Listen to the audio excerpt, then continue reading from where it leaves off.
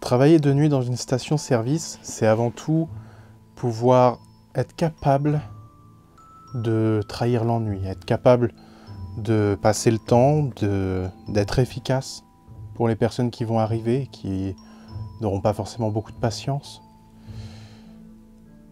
Mais c'est aussi vivre à un rythme décalé des autres.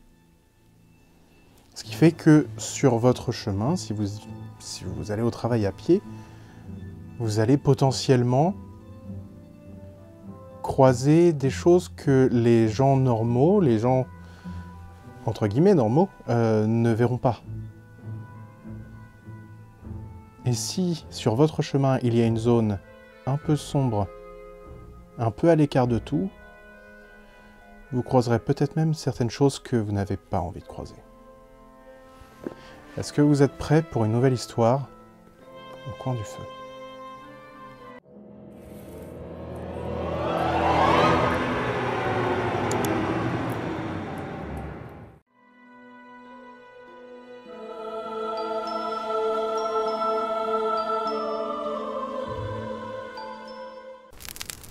Je suis caissier dans une station essence. Je m'occupe des horaires de nuit.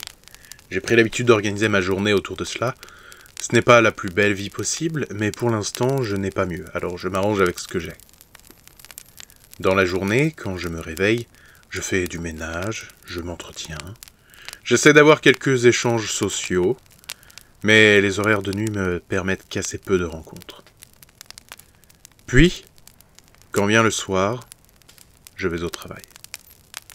À pied, car je ne suis pas très loin.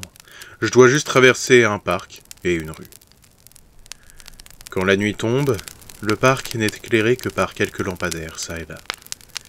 Il y a de grands arbres, des buissons, des mares. C'est un espace pour que les animaux puissent vivre tranquillement. Je le traverse tous les jours, peu importe le temps. C'est un endroit agréable. La végétation étouffe un peu les bruits de la ville. Tout devient plus calme ici. Alors, je profite de cet instant avant de me replonger dans le travail. Cette nuit-là, en allant au travail, j'avais eu le plaisir de voir passer un écureuil devant moi. N'ayant pas l'habitude d'en voir, j'avais des étoiles dans les yeux en voyant ce petit animal se promener ainsi. Ensuite, j'arrivais au travail. Pendant mes horaires, il n'y eut pas grand-chose de notable. Un homme était rentré avec une casquette et une paire de lunettes de soleil. J'ai eu peur d'un braquage. Qui garde ses lunettes de soleil et sa casquette en pleine nuit ? Mais en fait, il ne fit qu'acheter que quelques bricoles. Il a fait le plein et il est reparti. Un groupe de jeunes femmes éméchées sont venues pour acheter de quoi grignoter. L'une d'entre elles essaya de me faire un clin d'œil discret, mais elle ferma juste les deux yeux longtemps et me demanda de la rappeler plus tard, sans avoir laissé son numéro.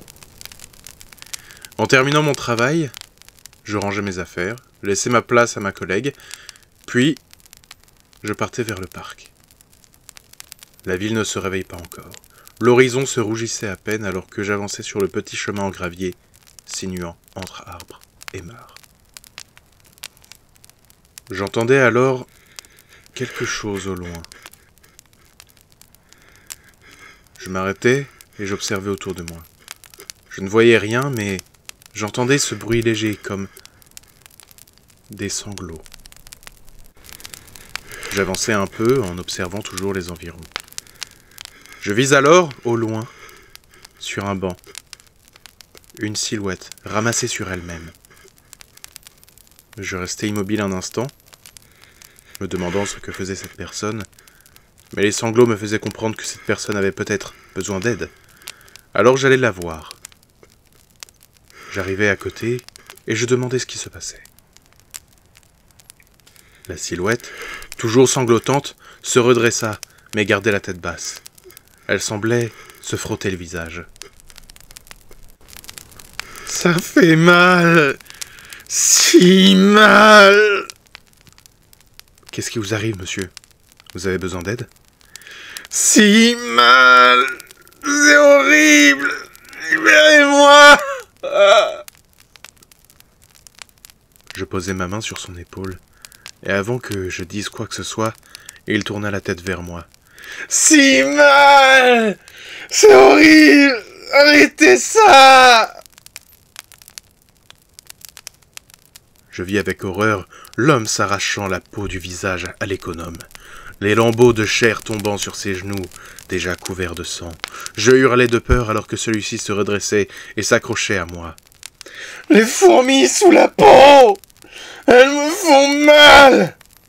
Lâchez-moi !» Je le poussais et je partais en courant, le cœur prêt à exploser dans ma poitrine. Je prenais mon téléphone et je prévenais la police. Peu après, j'entendais les sirènes résonner. La police et une ambulance. Je les accompagnais jusqu'au banc. Mais il n'y avait personne. En observant les environs, je vis par terre un économe et des fourmis se baladant autour.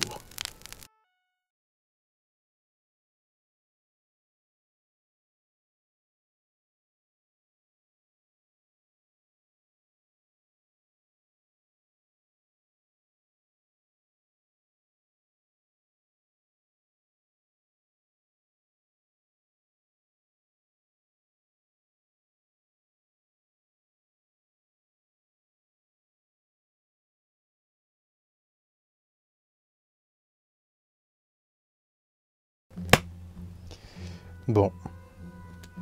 Bah, je pense que c'est une histoire qui va être difficile à expliquer.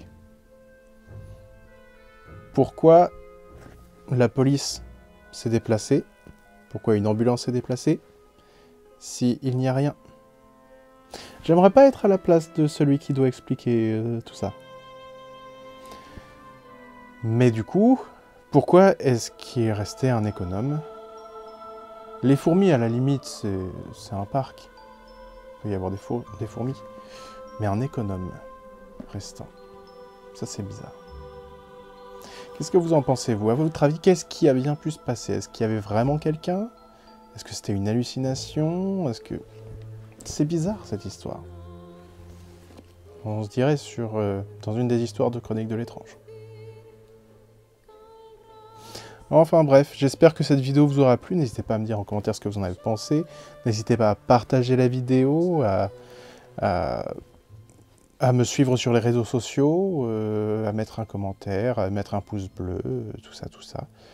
Et puis moi je vous dis à bientôt pour de nouvelles histoires au coin du feu.